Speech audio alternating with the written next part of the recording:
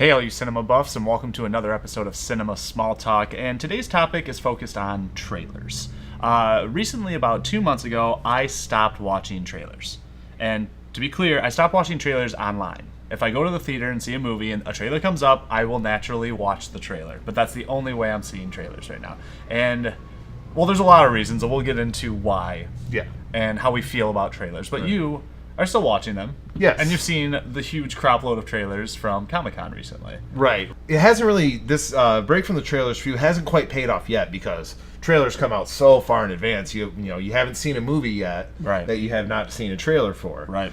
So I'm really waiting for you to get that big payoff. But before we talk about specifically the Comic-Con trailers, let's just talk about trailers in general. I mean, It's a whole new era where they're on YouTube, they're on IMDb, they're on IGN. Like, trailers are everywhere. They're on Instagram. You can't avoid them. Exactly. If they'll play a little 5-second clip before you go into a video that might be completely unrelated to the movie. Yeah. And it's just weird now. Trailers are analyzed. Like, we're talking about trailers. Right when we now. have Cinema Small Talk, we talk about specific trailers. So it's just that they've become such a heavy part of the marketing. Yes. Versus, I'm not even talking 20, 30 years ago, like 10, 15 years ago. The only time you saw a trailer was before you went and saw a movie. Yeah, and I think that's the right way to do it. That's what's coming attractions. That's fun. But right now there's so much abundance to it, and I'll be honest, I kind of miss trailers. I do have a temptation to watch these trailers because we love movies. That's what we love. But you're right, it's almost turned into like an artistry. Trailers go through waves of different styles. Right now we're in the everything matches up with the music, like gunshots and stuff for the trailer. They cut the sound effects to match the beat, like with Suicide Squad and Bohemian Rhapsody. Yep. And like before that, everything was like, the Inception. Big revelation, heavy music. Yeah.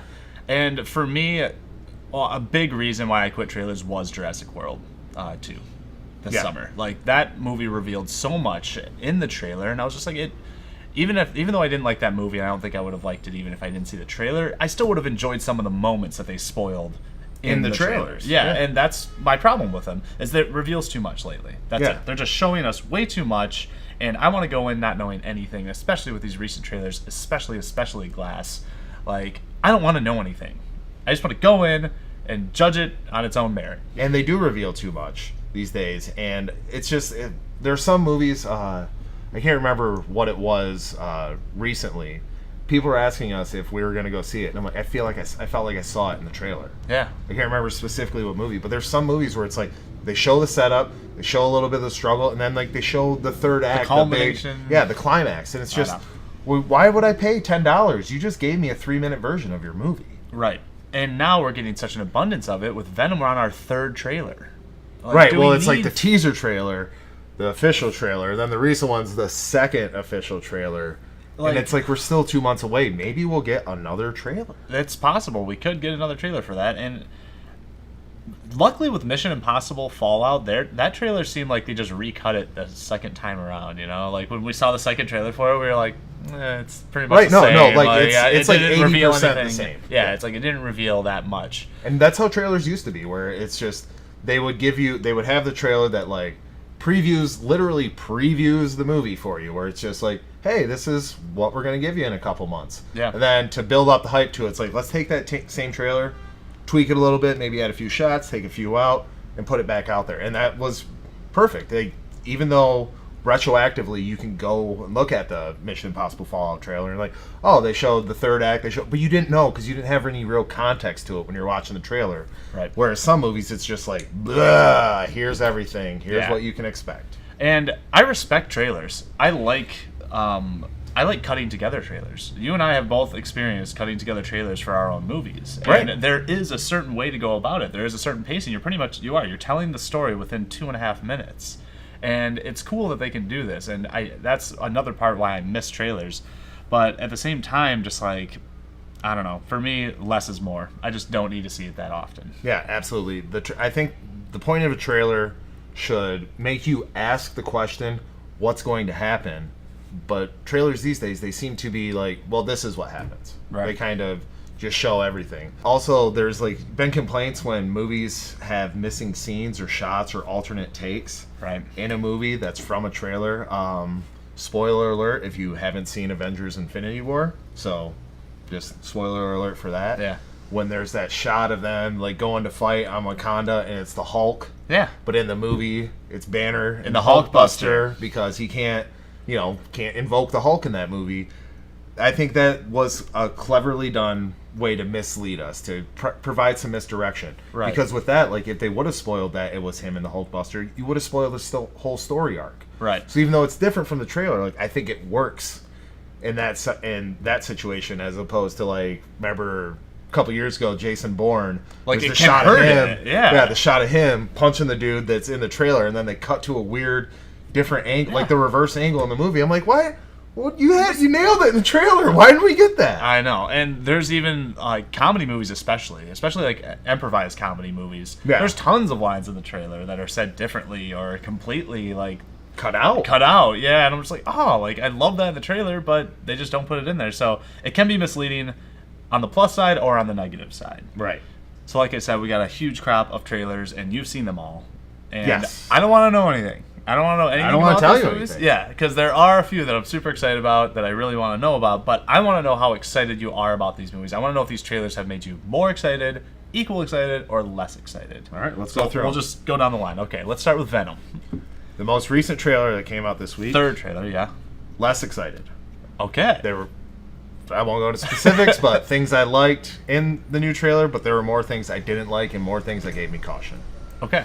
Made you a little bit more worried about the final result. Yeah, like my excitement level is kind of medium going into that one anyway. Like, I mean, it's to have the Venom storyline without Spider-Man in it just seems ridiculous to me.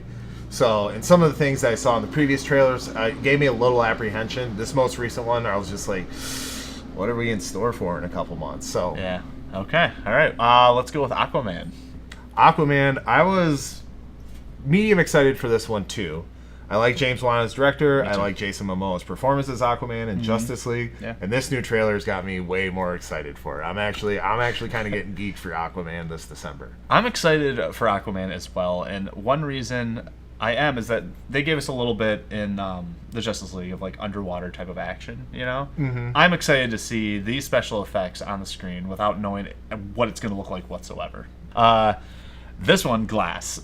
I am specifically avoiding this. I might actually leave the theater if it shows up on the screen before the movies we're seeing. Yeah. If the trailer shows up, I might leave because I really don't want to know anything about this. Excited? Less excited? Well, you know how I felt about the prospect of this movie in general. Yeah, you hated it. I have my reasons for it, and you know my reasons for it. I didn't hate it. I'm just like, kind of rolling my eyes at the idea of this movie. But this trailer has me more excited. It does. It does. Okay. I'm not going to say anything more about that. Okay, yeah, let's just leave it at that. We'll just. What about Godzilla 2? Oh, Godzilla 2.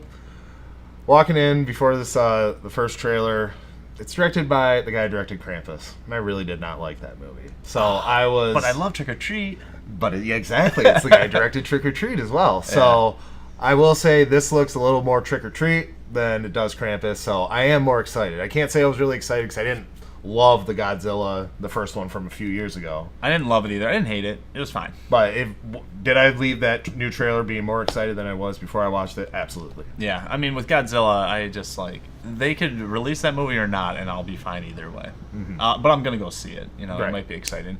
And last and least, Fantastic Beasts 2. Yeah, I think that if you're a Harry Potter fan, you're all about this movie, and I'm just not a Harry Potter fan, so I know. I can't say I felt less excited from the trailer. I was the same as where I'm just not excited in general, and I can't say like, oh, I watched the trailer like, oh, it looks terrible. I'm really not gonna miss skipping that one.